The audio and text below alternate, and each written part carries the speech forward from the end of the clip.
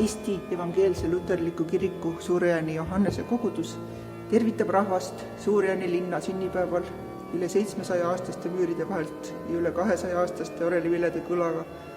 Suure-Jaani kirik on sajandeid aidanud Suure-Jaani ja kihelkonna inimestel tõsta pilku argipäevast ajatu ja püha poole.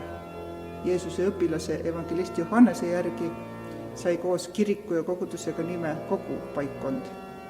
Põlvest põlve tänaseni tullakse siia altari ette lapsi ristides, noori kinnitades.